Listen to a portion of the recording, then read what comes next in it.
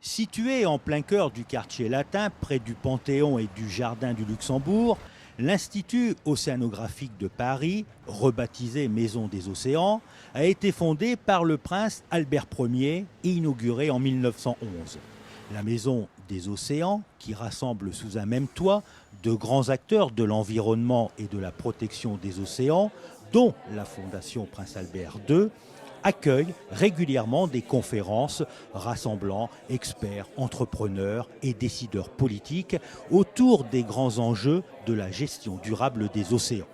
Ce jour-là, le prince Albert II est accueilli par la princesse Laurentine des Pays-Bas. Le souverain perpétue l'engagement de son trisaïeul, le prince Albert Ier, et de son père, le prince Régnier III, pour l'environnement de notre planète. Il mobilise son aura de chef d'État éclairé et engagé pour impulser une large diffusion des connaissances auprès du public et des relais d'opinion. Son allocution terminée, le prince Albert prend la direction du Grand Palais où Solutions COP21 présente les meilleures solutions techniques innovantes, propres et durables pour lutter contre le réchauffement climatique. Il se rend sur le stand de Solar Impulse, l'avion à énergie solaire, est l'exemple même des technologies propres dont doit s'inspirer la COP21.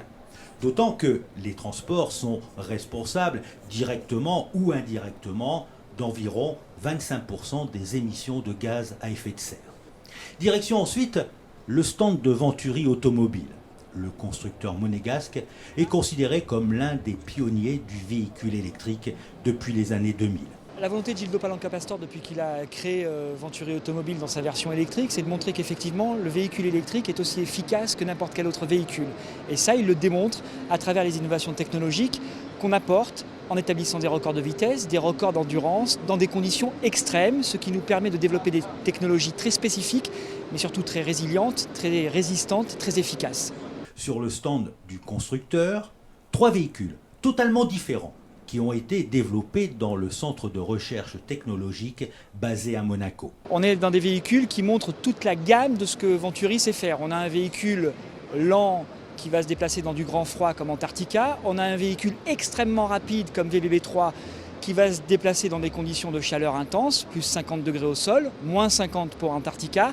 Et puis on a le meilleur des deux mondes en quelque sorte avec la Formula E, une voiture dans laquelle on a mis toutes nos technologies pour être capable à la fois d'aller vite et longtemps. Par ailleurs, Venturi Automobile soutient des projets d'écologie expérimentale. Aujourd'hui, le constructeur monégasque est partenaire par exemple de Solar Planet et de son kayak propulsé exclusivement à l'énergie solaire. C'est le premier kayak qui fonctionne à l'énergie solaire et avec ce kayak, on a fait tentative de traverser du passage nord-ouest. Donc on a navigué dans l'océan Arctique à l'énergie solaire et c'était une première soutenue par la Fondation du Prince Albert II. Ici on est dans la solution COP21, c'est de montrer qu'il y a des difficultés climatiques, il y a des changements climatiques, mais ce qui est important pour nous, c'est de montrer les solutions, de montrer qu'on peut rester optimiste et que les changements climatiques, ce n'est pas juste quelque chose qui va nous coûter de l'argent, mais c'est quelque chose qui peut être une opportunité pour l'économie.